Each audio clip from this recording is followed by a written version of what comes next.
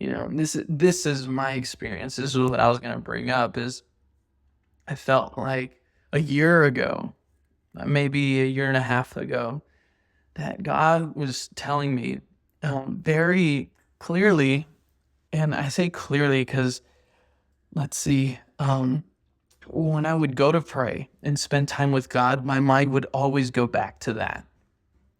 And so, I would ask God to search my heart and show me the things I need to repent of, and I would, pray for things, pray for my wife, pray for, my ministry and all these things. And I would ask, like, God, is there anything that you would have me do? Is there what do I do next with the ministry? And all of these things. My mind would always go back to, hey, you need to let go of all of this art, all the music, all of the content, all of these things that you just kind of like put in your closet and in storage and hoarded and all of these things. Like, these things need to go out.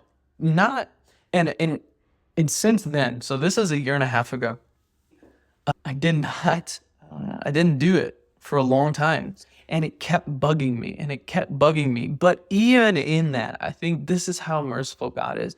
Even in me not doing it, God has changed how I think about it. Because what I was thinking was that I was going to start releasing stuff and then magic was going to happen, right? Because in my head, that's the only reason why God would have me release things.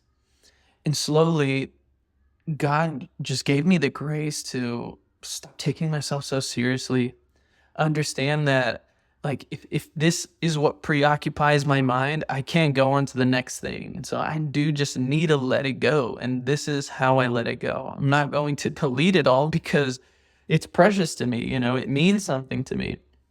And so all these podcasts, these thoughts, the music, the time I spend thinking and feeling through all of these things, I think is valuable. And if it helps one person, I've done enough with what I've done already. And so I can't move on until I get this all out. And this is what all of this is. That's why I've been releasing podcasts like crazy all of a sudden. And even if I can't sit in front of a camera and, have my mic, because all of this is on my phone. Like, I'm just recording these on my lunch breaks and just quickly editing and sending it. I just need to get it out there.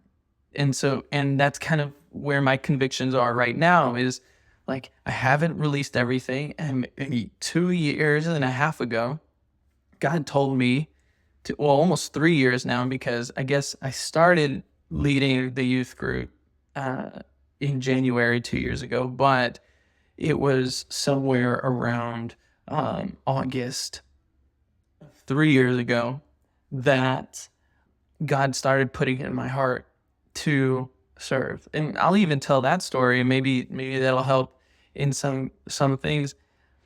So I guess important context is that so people don't think I'm so emotional because I rationalize things. Well, the thing is because I rationalize my emotions. And I express my emotions in words. So it's like my vocabulary, the diction that I use really expresses my emotions more than maybe feelings, right? I don't necessarily express too many feelings. I like crying. I'll be honest about that. I cry almost. It usually is anything of Christ related.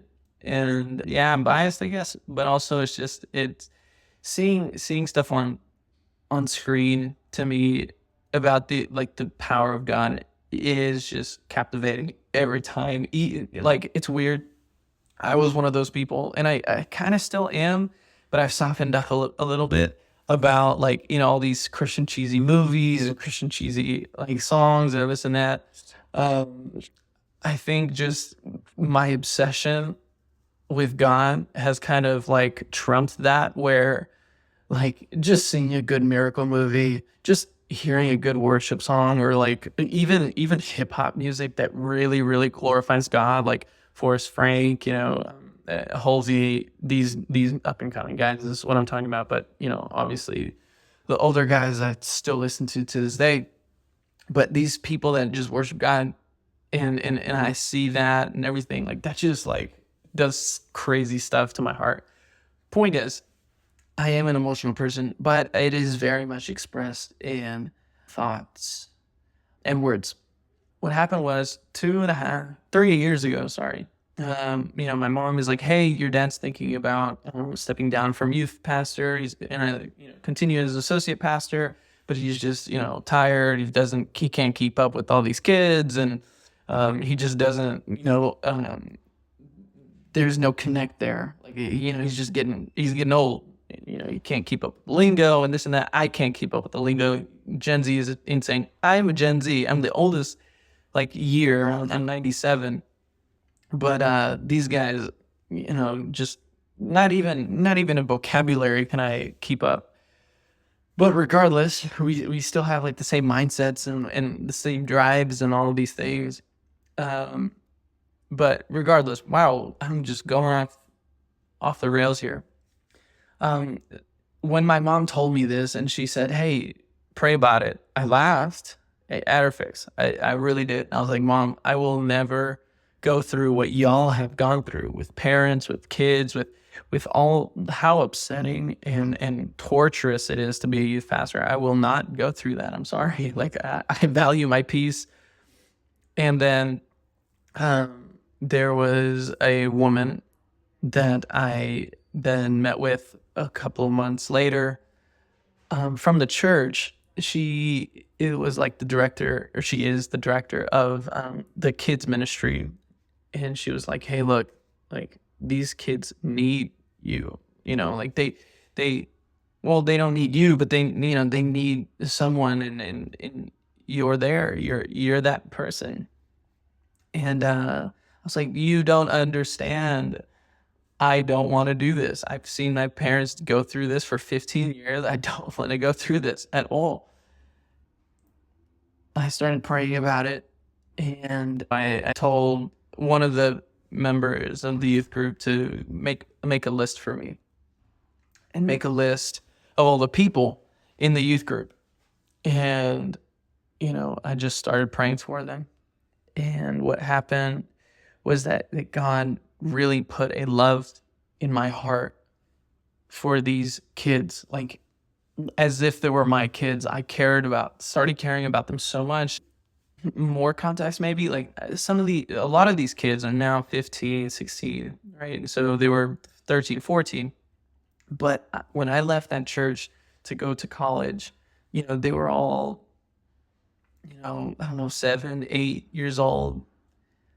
And these were the kids that I didn't see grow up, but for some reason they were all little brothers, little sisters to me, and they were family, and I really, really cared about them.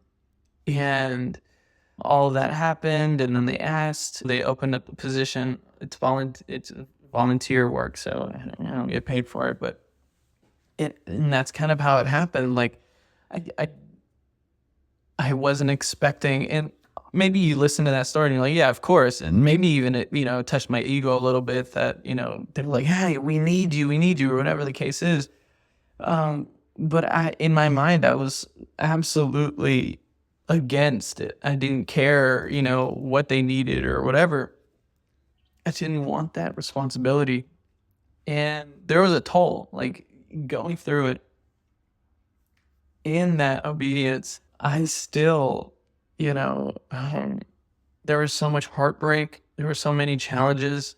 There was so much humbling, and there's so many insults and hurt. And that's why, like, I will now and forever, especially with pastors, always give the benefit of the doubt.